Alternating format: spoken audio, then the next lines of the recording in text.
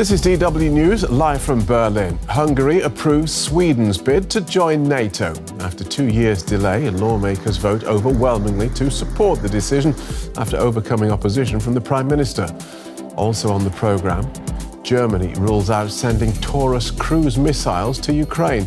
Chancellor Scholz says delivering the weapons that Kyiv requested would risk pulling Germany into the war. The Prime Minister of the Palestinian Authority announces the resignation of his entire government, a move seen as a step towards reform and a post-war Middle East peace settlement. And European farmers bring parts of Brussels to a standstill. They're angry about high costs, competition and red tape.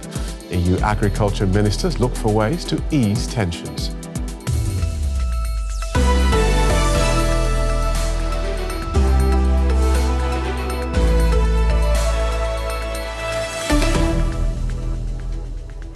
I'm Phil Gale. Welcome to the programme. We start in Budapest, where Hungary's parliament has approved Sweden's bid to join NATO. Now, that removes the last major obstacle to Sweden's membership of the Western Military Alliance. Lawmakers approved the bill by 188 votes to 6. Hungary is the last of NATO's 31 member states to ratify the Swedish membership bid. And NATO Secretary-General Jens Stoltenberg welcomed the news.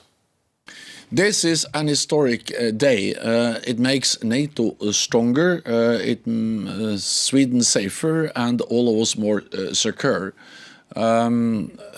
Sweden brings in very capable forces, first-class defense industry, and Sweden spends 2% of GDP on defense.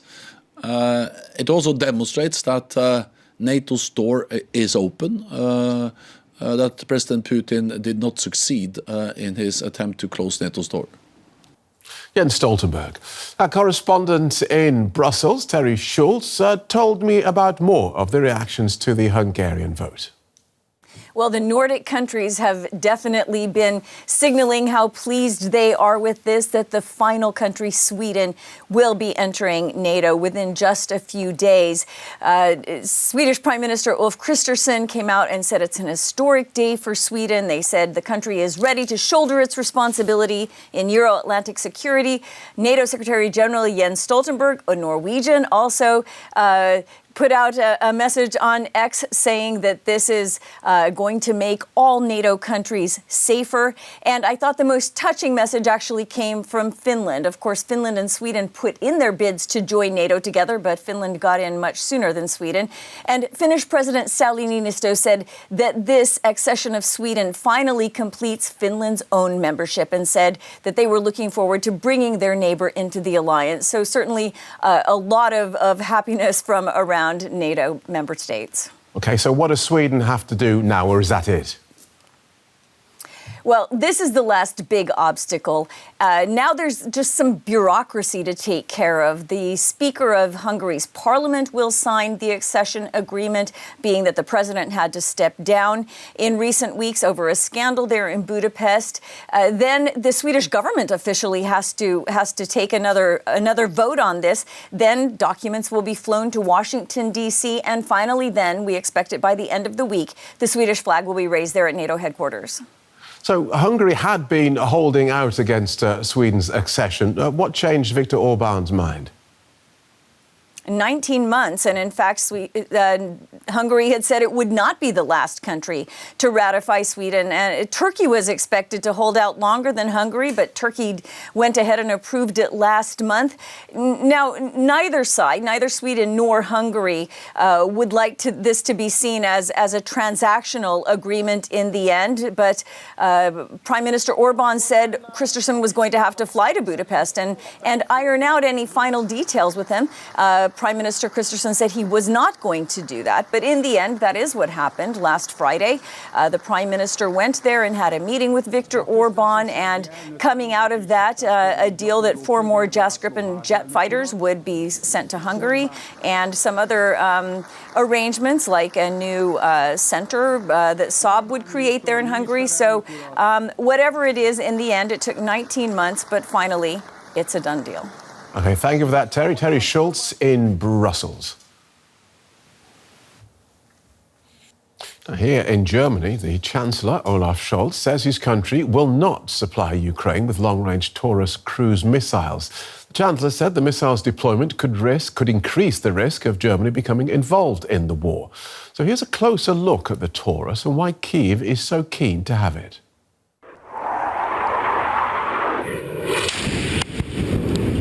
The Taurus is an air-launched cruise missile fired from a fighter jet with a range of more than 500 kilometers. It's designed to target bunkers and other heavily fortified facilities. The Taurus receives its target before launch and then finds it independently. The missile flies under enemy radar at an altitude of only 35 meters. This and its small size and 4 separate navigation systems make it extremely hard for enemy air defense to intercept. In a bunker attack, a first explosive destroys the outer walls, followed by a thick metal penetrator that runs through the floors below. Finally, the 400-kilogram Mephisto warhead detonates inside the bunker, precisely on the targeted floor. French and British missiles that are already being used in Ukraine have similar attributes, but they are only produced in low numbers, which is why Ukraine wants the Taurus. So far, Germany and the US have been reluctant to send long-range weapons for fear that they could be used to strike targets on Russian soil. Military expert Gustav Gressel says those concerns are overplayed. British and French strike systems are already being used, and it has not led to any escalation. And the German system is not, I mean, it has its specialties, but it's not that much different from what the French and the British use. Some German politicians have suggested reducing the flight range to lower the risk of attacking Russia. This kind of range limitation, while on paper it looks good, in practice it's an unnecessary step. Ukraine has kept all the agreements not to fire into Russia proper with these cruise missiles.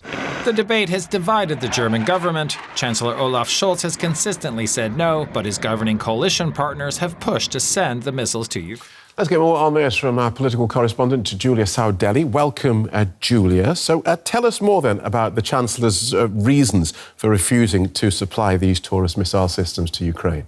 Yeah, so this has been a lot in the making. We hadn't really heard from the Chancellor directly what his reasons for this denial were, and he finally spoke out about it, and he said that mainly he's concerned that if Germany were to deliver these Taurus missiles, Germany would be considered by Russia an active party in the war. And this is because these missiles have a range of up to 500 kilometers, and from the Ukrainian border, they could hit targets in Russia. They could even reach Moscow, and this is his main concern. Now, we've seen countries that have delivered similar missiles, like France and the UK, have come up with a system to avoid these missiles being used by Ukraine to target Russia directly, and that is by programming the missiles through their own soldiers, so French and British soldiers. We don't know whether this happens in their countries or on Ukrainian territory. And this is something that Scholz himself has acknowledged would have to happen were the Tauruses to be delivered to Ukraine. It would be German soldiers who would have to program these missiles. But this is something he absolutely doesn't want.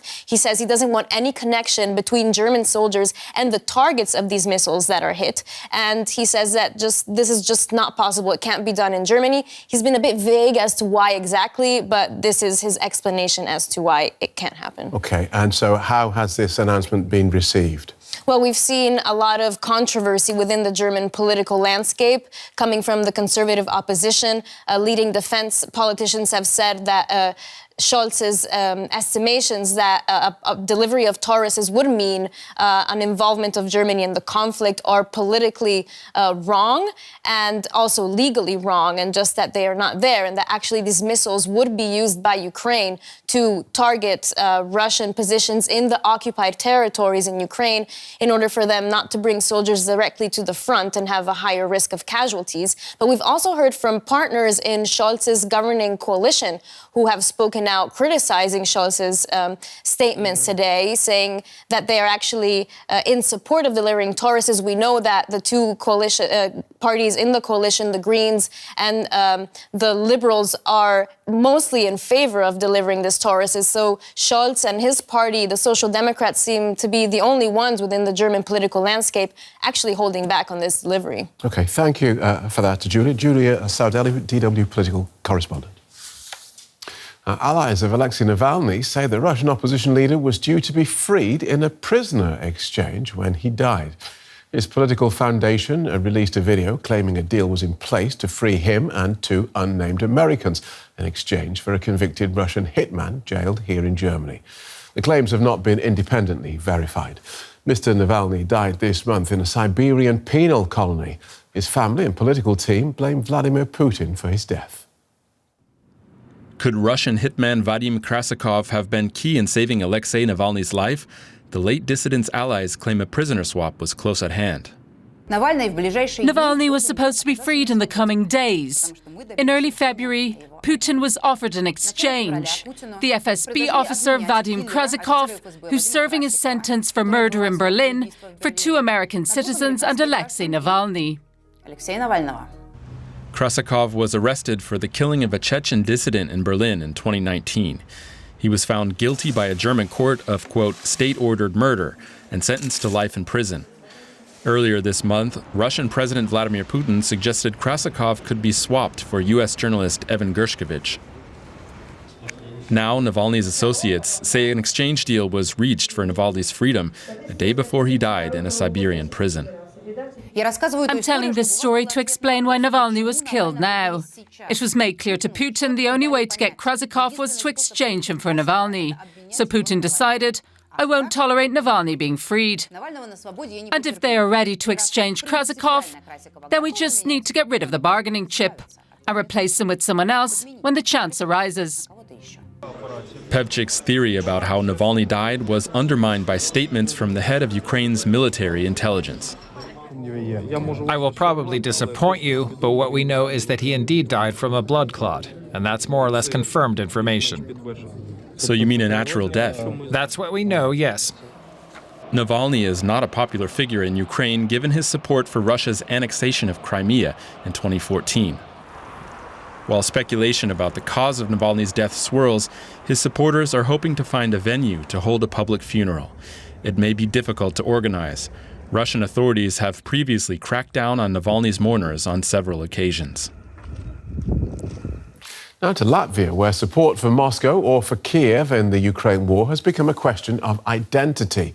For a sizable ethnic Russian population, the question's become politically important as well.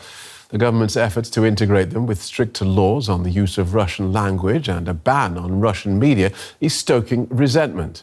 Now, this is raising fears that Russia could use discontent as a way into the country. DW correspondent Funny Fischer has been to Daugavpils, a home to Latvia's biggest Russian-speaking population. Entering this room takes you back in time, to the era when Latvia was part of the Soviet Union, ruled from Moscow. It all belongs to Oleg Vinogradov. He was born in Latvia, but is an ethnic Russian, like a quarter of the country. When Latvia voted to leave the Soviet Union in 1991, he says everyone seemed united. We all wanted independence, including me. When we voted in the referendum, we weren't divided, whether you were a citizen or not. It was the first, but also the last time we were united. Today, Latvia is firmly embedded in the West, a member of both the EU and NATO. But Vinogradov says liberal values have not extended to Russian speakers. On the one hand, freedom and democracy. On the other, they started this division. Step by step. First, they banned education in Russian. Everything had to be in Latvian. Then came the policy of division. There's no unity. Many here in Daugavpils would agree. Most people only speak Russian in their day-to-day lives, and they vote for pro-Russian local politicians. Russia itself is just 120 kilometers away. Showing solidarity with Ukraine against Russia represents Western identity here. Some feel it's oppression from the government in Riga. If people here say that they aren't happy with the political regime and that they like the Russian president, then preventative and administrative measures take place. Not all ethnic Russians in Latvia support the Kremlin's policies. But decades-long tensions between ethnic Russians and Latvians have become more visible, especially in places like this. Since Russia invaded Ukraine, Latvia's government has been trying to crack down on pro-Russian sentiment. Expressing support for Russia's war is a crime, and the new immigration law now demands that Russians who do not have a Latvian passport must prove they speak basic Latvian if they want to stay. To curb the Kremlin's influence, Latvia has also pulled the plug on Russian state TV. It's discrimination. I want to watch what I want to watch. Why do I have to watch Latvian channels? For Russia's President Vladimir Putin, Latvia's anti-Russian policies fit his narrative about needing to protect ethnic Russians abroad, the narrative that took him into Ukraine. If they pursue this policy towards people who want to live in that country, work there, create some good for that country, and they treat them in a pig-like manner, then they themselves will face the same pig-like behavior within their country. Journalist Ina Plavoka runs an online newspaper in Daugavpils. She says Putin's message for Latvia should be taken seriously. We have seen how Putin and his propagandists explain the invasion of Ukraine, that Russians are being discriminated, that they're being offended, that they're not allowed to speak the Russian language. Next, Putin might say that Russia should save Russians in Latvia. Please don't save us.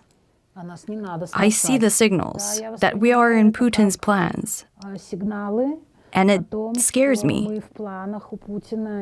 These are serious things that should not be ignored. The Ukraine war shines a spotlight on ethnic Russians in Latvia and whether Putin might use them as a pretext for aggression, as he did in Ukraine. The government here has not yet found the way back to the unity Latvia experienced when it last made a big decision about its relationship with Moscow. We'll take a look at some more stories making headlines around the world now. We'll start in Denmark, which has dropped its investigation into the 2022 explosions on the Nord Stream pipelines carrying Russian gas to Germany. It says there's not enough evidence to pursue a criminal case. Russia and the West have denied involvement in the incident, instead of pointing the finger at each other. The member of the US Armed Forces who set himself on fire outside the Israeli embassy in Washington in protest at the war in Gaza has died of his injuries. An active member of the US Air Force, the man live-streamed the incident, saying he would no longer be complicit in genocide. Two human rights groups have accused Israel of ignoring last month's ruling by the International Court of Justice in The Hague. The court ordered Israel to take immediate measures to ensure the provision of humanitarian aid in Gaza. Amnesty International and Human Rights Watch say aid entering Gaza has instead decreased by a third. The Israeli military says it's hit targets deep inside Lebanon, near the city of Baalbek. The airstrikes came just hours after Hezbollah fighters downed an Israeli drone. Hezbollah sources say the Israeli strikes killed at least 2 members of the group. Now, the Palestinian Prime Minister Mohammed Shtayyeh has announced the resignation of his government, which controls parts of the Israeli-occupied West Bank. The move could pave the way for reforms in the Palestinian territory, which the US has suggested could take over the governance of Gaza after the war between Israel and Hamas. We asked our correspondent in Jerusalem, Tanya Kramer, what prompted the Palestinian Prime Minister's resignation. I think it's rather early to tell what's really behind this step, but it's an important step, as it's seen here by many analysts. Now, Mohammed Shtayyeh, the Prime Minister, has pointed at the reasons, and in his what he said himself. He said his resignation is needed to prepare for the next governmental and political arrangements for the emerging reality in Gaza, as he puts it. But also he mentioned national unity talks. Now, we know that by the end of the week, there will be there's a meeting expected in Moscow with all the political factions, Hamas and Fatah also expected to attend to possibly talk about reconciliation between Hamas and Fatah, but also in the broader picture, what is seen here is the pressure on the Palestinian Authority by the international community. The Palestinian Authority is governing parts of the occupied West Bank, and it has been said they need to reform, they need to shake up the authority to be able to play a role in a post-war Gaza scenario. Of course, there are lots of things that need to change there as well, but also the Israeli government has said they are opposed to any of such role for the Palestinian Authority in such a post-war Gaza scenario. Tanya Kramer. Well, as part of DW's Conflict Zone special on the future of Israeli-Palestinian relations, my colleague Sarah Kelly spoke with Palestinian Prime Minister Shtayyeh at the Munich Security Conference. She asked him about the future of the Palestinian leadership. 90% of Palestinians want Abbas gone. 90%. No. 90%. Wait a minute. Does he need to go? Does he need to go quickly? No, wait a minute. First of all, how can you represent say that you represent the Palestinian people when 90% do you want your to ask me and wait for an answer, or do yes, you want please. to continue talking? Please. So, wait a minute. First of all, we are very aware of the fact that we need elections. And our president issued a presidential decree calling for elections on the 22nd of May 2021, when Israel did not allow us to have elections in Jerusalem. So we were caught between the hammer and the hard rock. Shall we have elections without Jerusalem, or shall we wait until the circumstances allow? One. The other important issue, I do like the term revitalization of the Palestinian Authority that President Biden spoke about. And when I Googled it, I realized that it means bring to life. So for us, the revitalization of the Palestinian Authority, it means one thing. For me, allow us to function. That's the Palestinian Prime Minister Shtayyeh talking to DW's Sarah Kelly at the Munich Security Conference. Angry farmers paralysed parts of Brussels as protesters brought their demands and their tractors to the sidelines of a meeting of EU agriculture ministers. Demonstrators blocked off access to official buildings, dumped tyres in the streets and set them alight. They're upset over Brussels' environmental policies, rising costs and what they call unfair competition. Governments across the bloc have been trying to ease tensions with the agriculture industry following weeks of demonstrations, but the farmers remain unconvinced. DW correspondent Rosie Burchard sent this update from Brussels. So this is the aftermath of those protests here in Brussels. What you see behind me, a pile of molten tyres that were burned in protest. Police we saw using water cannon to extinguish those fires. Tractors have now made their way out of this part of the city, and we're seeing some traffic start to move again. Now, so far, farmers have enjoyed a degree of public support for their cause.